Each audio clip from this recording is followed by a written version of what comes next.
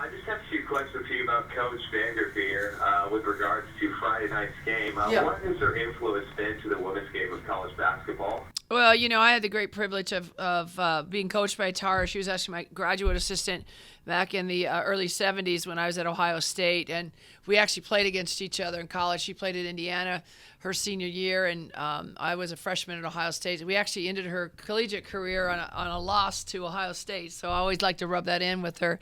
But Tara and I go way back, and her influence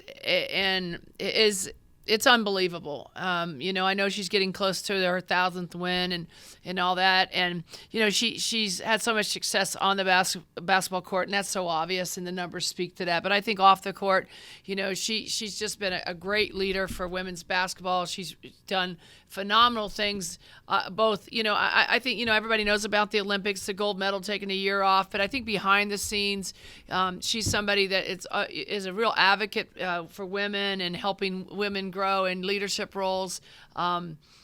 She's somebody that, really takes to heart that, she wants to develop the complete person, not just the basketball player at Stanford, Ohio State, Idaho, wherever she's coached. So just a phenomenal leader and, somebody that has great vision for not just herself, but other people around her, and has high expectations, really pushes people, to really step up and have higher goals and expectations. And she's always willing to help you exceed them as well.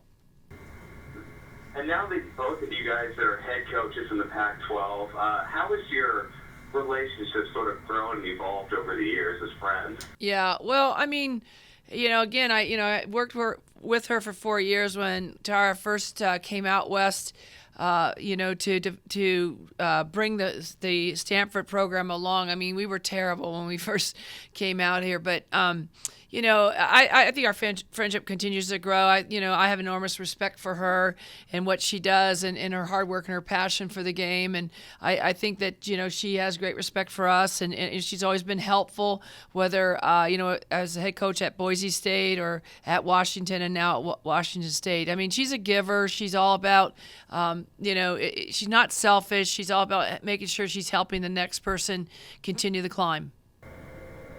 And now with regards to Friday's game, Stanford certainly showing a nice season so far. What are the challenges your team faces in having to take on the Tara VanDerveer coach team?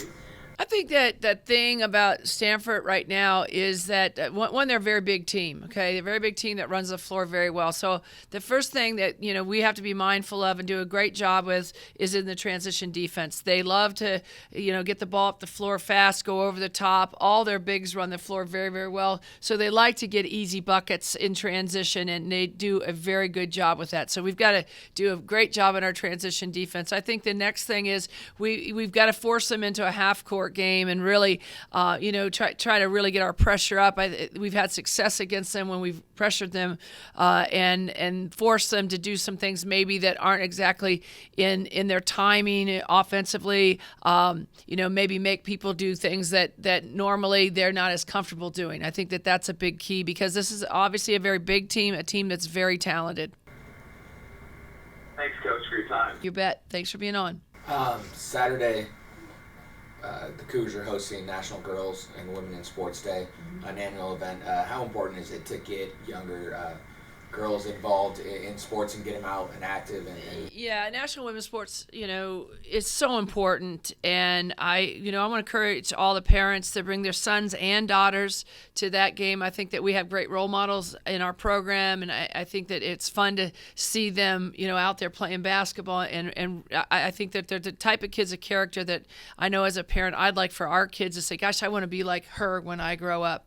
I think the other thing is to be mindful of is Title IX started on this campus at Washington State, and it went right to the courthouse in Colfax and got stamped, and it went on federal. And I think people lose sight of that. So it's a great opportunity for us to celebrate a phenomenal achievement by Washington State and the people that in the community at the time in the early 70s.